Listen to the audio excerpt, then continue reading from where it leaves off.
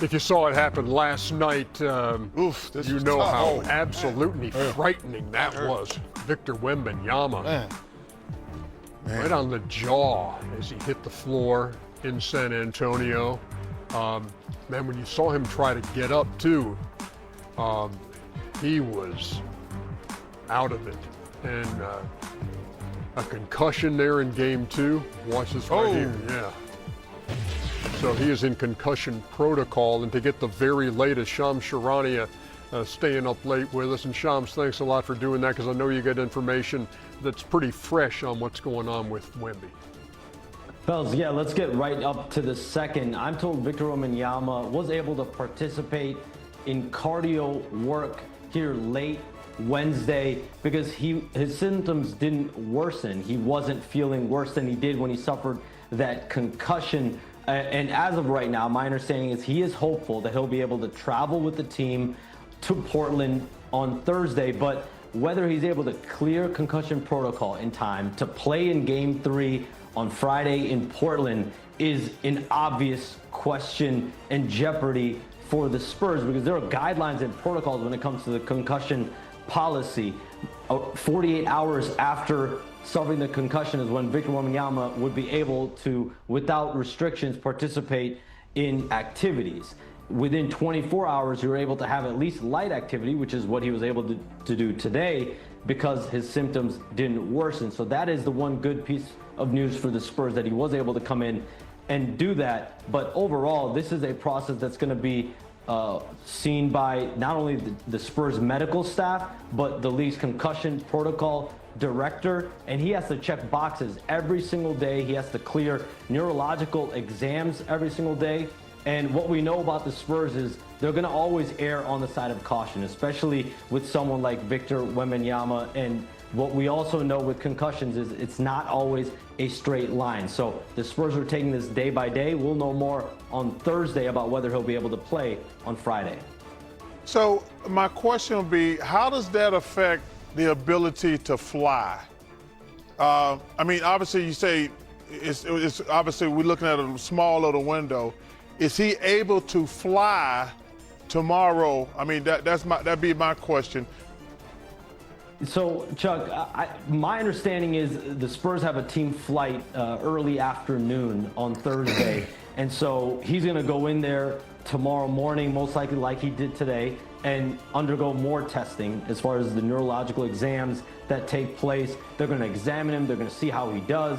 How are his symptoms? Not sure exactly what symptoms he has right now, but as of right now, clearly they weren't worse enough from yesterday that prohibited him from at least starting light activity.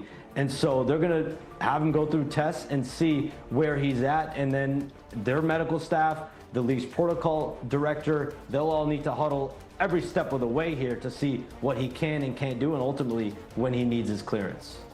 If a player falls like Victor did and gets up and says, I'm okay, put me back in the game, do you still have to go through the concussion protocol, or can you just tough it out? That's a great question, Shaq. I think if Wemby felt like that and came back in the game, I mean, it's human nature. How do you handle that situation? But I think eventually there's always team doctors that are going to then aid the player and see how the player is doing on a mental level. But you could see right there, as soon as Wemby hit the floor, the thud he had, thankfully for him, there was no fractured jaw, there was no facial injuries. He avoided all that. It's just a simple concussion, but every concussion has a lot of complexities to it. And he ran immediately right to the back, so he knew immediately exactly what happened. But that's a good question, Shaq.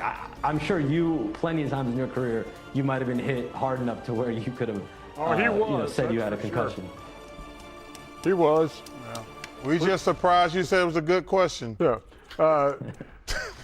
It's a simple concussion unless it happens to you. Exactly. Shams, thanks a lot for the time. We appreciate all the latest information, and we'll see you down the road, man. Thank you.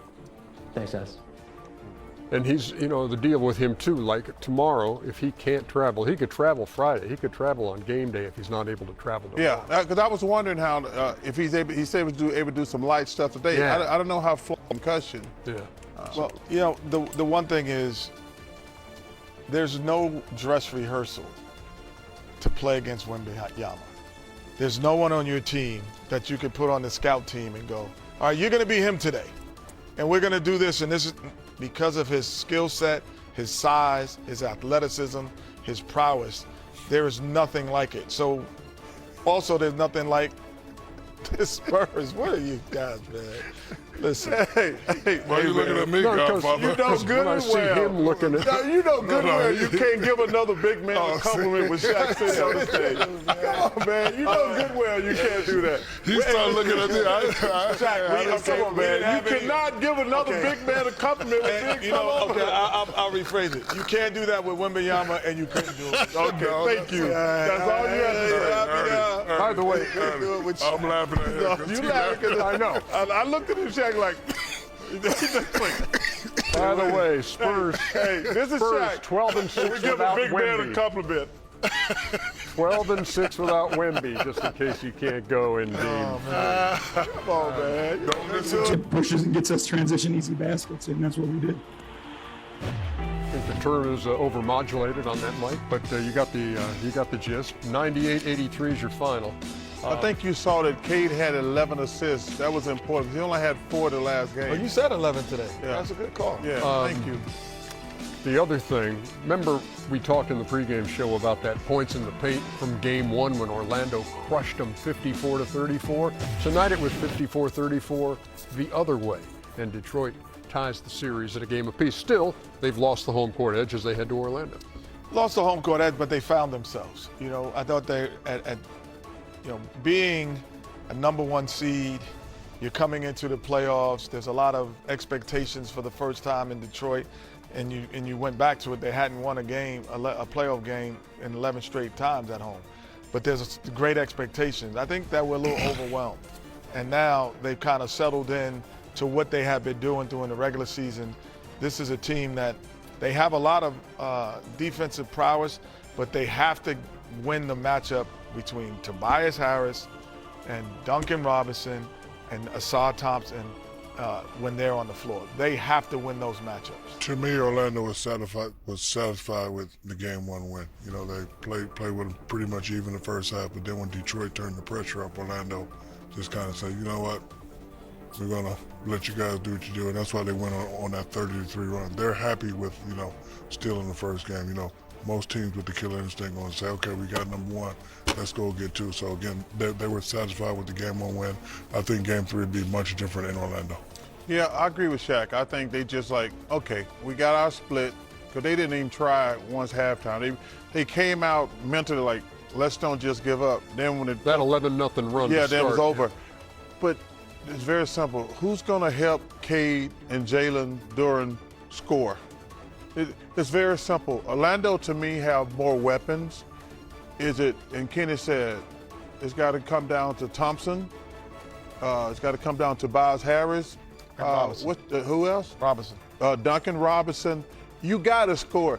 The NBA Today game is you just can't win by playing defense. You got to score. You got to score, at least in my opinion, you got to get to 105 points. Because the two, you think about that, Chuck. Kate Cunningham and Duren, really only one of them is a real scorer. Yes. So if he That's why Cade's assist is important, because he gets Duren involved. Because if he gets 30 and Duren gets 20, that's only 50. It's only 50 points. You got to get some more baskets somewhere else. But to me, Tobias Harris is a guy who's got to step up. He's a veteran. He should go in with the mindset, I got to get 20. I got to get 20. Duren's a 19-10 guy, but he's struggled so far. Yeah, but 19, offensively. like I said,